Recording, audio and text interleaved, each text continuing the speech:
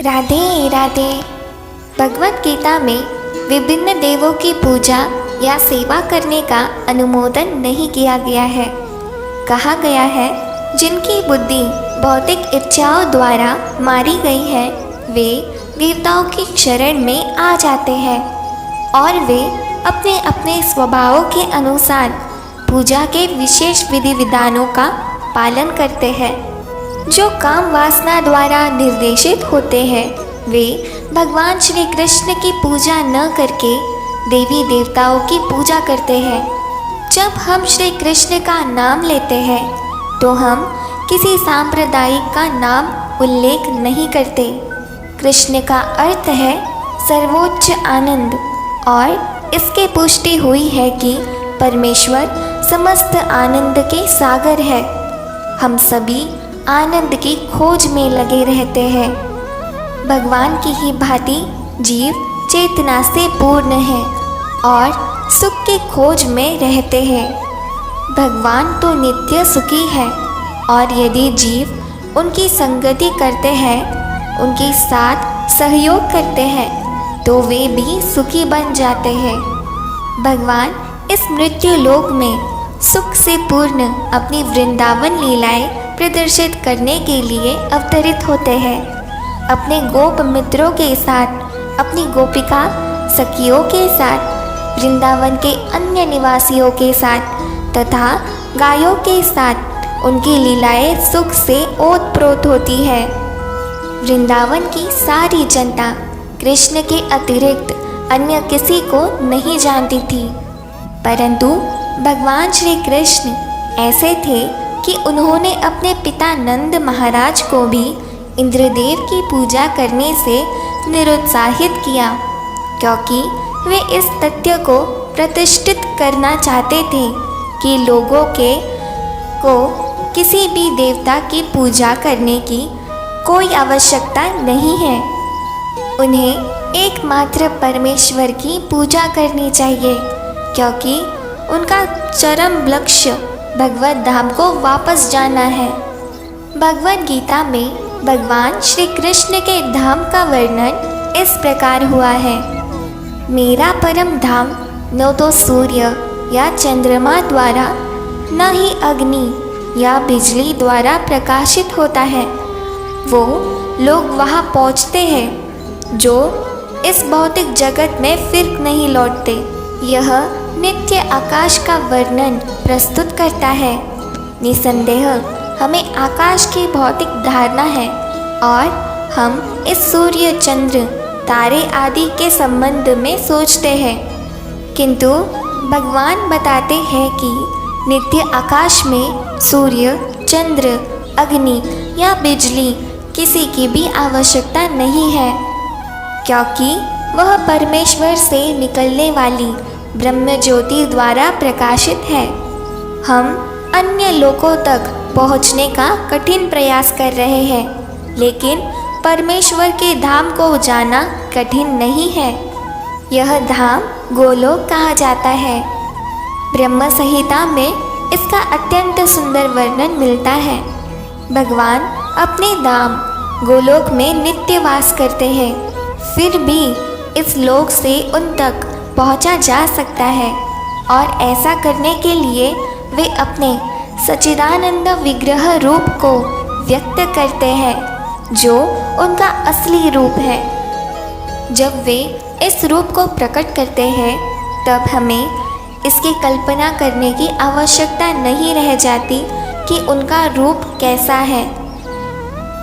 ऐसे चिंतन को निरुत्साहित करने के लिए ही वे अवतार लेते हैं और अपने श्याम सुंदर स्वरूप को प्रदर्शित करते हैं। दुर्भाग्यवश अल्पज्ञ लोग उनकी हंसी उड़ाते हैं, क्योंकि वे हमारे जैसे बनकर आते हैं और मनुष्य रूप धारण करके हमारे साथ खेलते कूदते हैं। लेकिन इस कारण हमें यह नहीं सोचना चाहिए कि वे हमारी तरह हैं।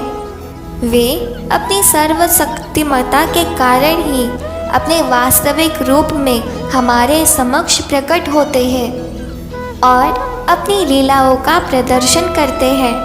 जो धाम में होने वाली लीलाओं की प्रतिरूप होती है। आध्यात्मिक आकाश की तेजोमय किरणों में यानी ब्रह्म ज्योति में असंख्य लोक तैर रहे हैं। यह ब्रह्म ज्योति परम धाम श्री कृष्ण लोक से उद्भूत होती है और आनंदमय तथा चिन्मय लोक जो भौतिक नहीं है इस ज्योति में तैरते रहते हैं। भगवान कहते हैं जो इस आध्यात्मिक आकाश तक पहुंच जाता है उसे इस भौतिक आकाश में लौटने की आवश्यकता नहीं रह जाती। भौतिक आकाश में यदि सर्वोच्च लोक यानी ब्रह्मलोक को भी प्राप्त कर ले, चंद्रलोक का तो कहना ही क्या, तो वहाँ भी वही जीवन की परिस्थितियाँ, जन्म, मृत्यु, व्याधि तथा जरा होगी। भौतिक ब्रह्मांड का कोई भी लोक संसार के इन चारों नियमों से मुक्त नहीं है। सारे जीव एक लोक से दूसरे लोक में विचरण करते हैं, किंतु ऐसा नहीं है कि हम यांत्रिक व्यवस्था करके जिस लोक में जाना चाहे तो उसकी विधि होती है। इसका भी उल्लेख हुआ है। यदि हम एक लोक से दूसरे लोक में विचरण करना चाहते हैं तो उसके लिए कोई यांत्रिक व्यवस्था की आवश्यकता नहीं है। चंद्र, सूर्य तथा उच्चतर लोक स्वर्गलोक कहलाते हैं। लोकों की 3 विभिन्न स्थितियां हैं, उच्चतर, मध्य तथा निम्नतर लोक। पृथ्वी मध्य लोक में आती है। भगवद गीता बताती है कि किस प्रकार अति सरल उच्चतर लोकों को यानी देवलोकों को जाया सकता है। मनुष्य को केवल उस लोक के विशेष देवता की पूजा करने की आवश्यकता है और इस तरह चंद्रमा, सूर्य या अन्य किसी भी उच्चतर लोक को जाया जा सकता है। फिर भी भगवद गीता हमें इस जगत के किसी भी लोकों में जाने की सलाह नहीं देती, क्योंकि चाहे हमें किसी यांत्रिक युक्ति से 40,000 वर्षों तक यात्रा करके सर्वोच्च लोक ब्रह्मलोक क्यों न चले जाए, किंतु फिर भी वहाँ हमें जन्म, मृत्यु, जरा तथा व्याधि जैसे भौतिक असुविधाओं से मुक्ति नहीं मिलेगी। लेकिन जो परम लोक, कृष्ण लोक या आध्यात्मिक आकाश के किसी भी अन्य लोक में पहुंचना चाहता है उसे वहाँ की असुविधाएं नहीं होगी। आध्यात्मिक आकाश में जितने भी लोक हैं उनमें गोलोक वृंदावन नामक लोक सर्वश्रेष्ठ है, जो भगवान श्री कृष्ण का आदि धाम है। यह सारी जानकारी भगवद गीता में दी हुई है और इसमें उपदेश दिया गया है कि किसी प्रकार हम इस भौतिक जगत को छोड़कर आध्यात्मिक आकाश में वास्तविक आनंदमय जीवन बना सकते हैं। भगवद गीता के 15वें अध्याय में भौतिक जगत का जीता जागता चित्रण हुआ है। कहा गया है, यहाँ पर भौतिक जगत का वर्णन वृक्ष के रूप में हुआ है जिसकी जड़ ऊर्ध्वमुखी है और शाखाएं अधोमुखी है। हमें ऐसे वृक्ष का अनुभव है जिसकी जड़ें ऊर्ध्वमुखी हो। यदि कोई नदी या जलाशय के किनारे खड़े होकर जल में वृक्षों का प्रतिबिंब देखे तो उसे सारे वृक्ष उल्टे दिखेंगे, शाखाएं नीचे और जड़ ऊपर की ओर दिखेंगे। इसी प्रकार यह भौतिक जगत भी आध्यात्मिक जगत का प्रतिबिंब है। यह जगत वास्तविकता या सार नहीं होता, लेकिन प्रतिबिंब से हम यह समझ लेते हैं कि वस्तु तथा वास्तविक है। भौतिक जगत में न तो जल है न सुख है, लेकिन आध्यात्मिक जगत में वास्तविक सुख रूपी असली जल है। भगवद गीता में भगवान ने समझाया है कि हम निम्नलिखित प्रकार से आध्यात्मिक जगत की प्राप्ति कर सकते हैं। सनातन राज्य यानी धाम को वही प्राप्त होता है जो निर्माण मोह है। इसका अर्थ क्या हुआ? हम उपाधियों के पीछे पड़े रहते हैं। कोई महाशय बनना चाहता है, कोई प्रभु बनना चाहता है, तो कोई राष्ट्रपति, धनवान या राजा या कुछ और बनना चाहता है। परंतु जब तक हम इन उपाधियों से चिपके रहते हैं, तब तक हम शरीर के प्रति आसक्त बने रहते हैं, क्योंकि ये उपाधियाँ शरीर से संबंधित होती है। लेकिन हम शरीर नहीं हैं और इसकी अनुभूति होना ही आत्म साक्षात्कार की प्रथम अवस्था है। हम प्रकृति के 3 गुणों से जुड़े हुए हैं, किंतु भगवत भक्तिमय सेवा द्वारा हमें इनसे छूटना होगा। यदि हम भगवत भक्तिमय सेवा के प्रति आसक्त नहीं होते तो प्रकृति के गुणों से छूट पाना दुष्कर है। उपाधियाँ तथा आसक्तियाँ हमारे काम वासना तथा इच्छा अर्थात प्रकृति पर प्रभुत्व जताने की चाह के कारण है। जब तक हम प्रकृति पर प्रभुत्व पाने की प्रवृत्ति नहीं त्यागते, तब तक भगवान के धाम सनातन धाम को वापस जाने की कोई संभावना नहीं है। इस नित्य अविनाशी धाम को वही प्राप्त होते हैं जो झूठे भौतिक भोगों के आकर्षणों द्वारा मोहग्रस्त नहीं होते, तो भगवान की सेवा में स्थित रहते हैं। ऐसे व्यक्ति सहज ही परम धाम को प्राप्त करते हैं। हमारे समक्ष सारा भौतिक जगत तक प्रकट नहीं है। हमारी इंद्रियां इतनी अपूर्ण है कि हम इस ब्रह्मांड में सारे नक्षत्रों को भी नहीं देख पाते। वैदिक साहित्य में हमें सभी लोकों के विषय में प्रचुर जानकारी प्राप्त होती है। उस पर विश्वास करना या ना करना हमारे ऊपर निर्भर करता है। वैदिक ग्रंथों में विशेषतया श्रीमद् भागवतम में सभी महत्वपूर्ण लोकों का वर्णन किया गया है। इस भौतिक आकाश से परे आध्यात्मिक जगत है जो अव्यक्त या अप्रकट कहलाता है। व्यक्ति को भगवत धाम की ही कामना तथा लालसा करनी चाहिए, क्योंकि जब उसको उस धाम की प्राप्ति हो जाती है तब उसको वहाँ पर फिर इस जगत में लौटना नहीं पड़ता। इसके बाद यह प्रश्न पूछा जा सकता है कि उस भगवत धाम तक कैसे पहुँचा जा सकता है। इसकी सूचना भगवत गीता के 8वें अध्याय में इस तरह दी गई है। अनंत काल में जो कोई मेरा स्मरण करते हुए शरीर त्याग करता है, वह तुरंत मेरे स्वभाव को प्राप्त होता है। इसमें रंच मात्र भी संदेह नहीं है। जो व्यक्ति मृत्यु के समय श्री कृष्ण का चिंतन करता है, वह श्री कृष्ण को प्राप्त होता है। मनुष्य को चाहिए कि वह श्री कृष्ण के स्वरूप का स्मरण करे, और यदि इस रूप का चिंतन करते हुए वह मर जाता है तो वह भगवत धाम को प्राप्त होता है।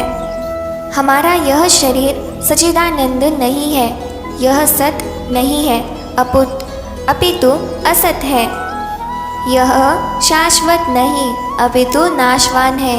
यह चित अर्थात ज्ञान से पूर्ण नहीं अपितु अज्ञान से पूर्ण है।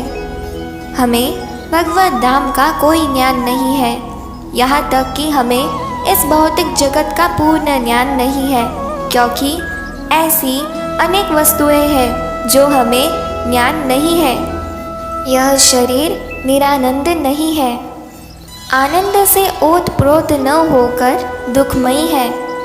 इस संसार में जितने भी दुख का हमें अनुभव होता है वे शरीर से उत्पन्न होता है, किंतु जो व्यक्ति भगवान श्री कृष्ण का चिंतन करते हुए इस शरीर को त्यागता है, वह तुरंत ही सच्चिदानंद शरीर प्राप्त करता है। इस शरीर को त्याग कर इस जगत में दूसरा शरीर धारण करना भी सुव्यवस्थित है। मनुष्य तभी मरता है जब यह निश्चित हो जाता है कि अगले जीवन में उसे किस प्रकार का शरीर प्राप्त करना होगा। इसका निर्णय उच्च अधिकारी करते हैं, स्वयं जीव नहीं करता। इस जीवन में अपने कर्मों के अनुसार हम उन्नति या अवनति करते हैं। यह जीवन अगले जीवन की तैयारी है। अतएव यदि हम इस जीवन में भगवत धाम पहुँचने की तैयारी कर लेते हैं तो शरीर को त्यागने के बाद हम भगवान के ही आध्यात्मिक शरीर प्राप्त कर सकते हैं। जैसे कि पहले कहा जा चुका है, आध्यात्मिकवादियों के कई प्रकार हैं, ब्रह्मवादी, परमात्मावादी तथा भक्त। और जैसे कि उल्लेख हो चुका है, ब्रह्म ज्योति यानी आध्यात्मिक आकाश में असंख्य आध्यात्मिक लोक हैं। इन लोकों की संख्या भौतिक जगत के लोकों की संख्या से अधिक बड़ी है। यह भौतिक जगत अखिल सृष्टि का केवल चतुर्थांश है। इस भौतिक खंड में लाखों करोड़ों ब्रह्मांड हैं, जिनमें अरबों लोक और सूर्य, तारे तथा चंद्रमा हैं। किंतु यह सारी भौतिक सृष्टि संपूर्ण सृष्टि का एक खंड मात्र है। अधिकांश सृष्टि तो आध्यात्मिक आकाश में है। जो व्यक्ति परब्रह्म से तदाकार होना चाहता है, वे तुरंत ही परमेश्वर की ब्रह्म ज्योति में भेज दिया जाता है और इस तरह वह आध्यात्मिक आकाश को प्राप्त होता है। जो भक्त भगवान के सानिध्य का भोग करना चाहता है, वह वैकुंठ लोक में प्रवेश करता है, जिनकी संख्या अनंत है। यहाँ पर परमेश्वर अपने पूर्ण अंशों चतुर्भुज नारायण के रूप में तथा प्रद्युम्न, अनिरुद्ध तथा गोविंद जैसे विभिन्न नामों से भक्तों के साथ साथ रहते हैं। अतएव जीवन के अंत में अध्यात्मवादी ब्रह्म ज्योति परमात्मा या भगवान श्री कृष्ण का चिंतन करते हैं। प्रत्येक दिशा में वे आध्यात्मिक आकाश में प्रविष्ट होते हैं, लेकिन केवल भक्त या परमेश्वर से संबंधित रहने वाला ही वैकुंठ लोक में या गोलोक वृंदावन में प्रवेश करता है। भगवान यह भी कहते हैं कि इसमें कोई संदेह नहीं है। इस पर दृढ़ विश्वास करना चाहिए। हमें ये करना चाहिए कि जो हमारी कल्पना से मेल नहीं खाता उसका बहिष्कार न करें। हमारी मनोवृत्ति अर्जुन सी होनी चाहिए। जैसे अर्जुन श्री कृष्ण से कहते हैं, आपने जो कुछ कहा उस पर मैं विश्वास करता हूँ। अतएव जब भगवान यह कहते हैं कि मृत्यु के समय जो भी ब्रह्म, परमात्मा या भगवान के रूप में उनका चिंतन करता है, वह निश्चित रूप से आध्यात्मिक आकाश में प्रवेश करता है, तो इसमें कोई संदेह ही नहीं है। इस पर अविश्वास करने का प्रश्न ही नहीं उठता।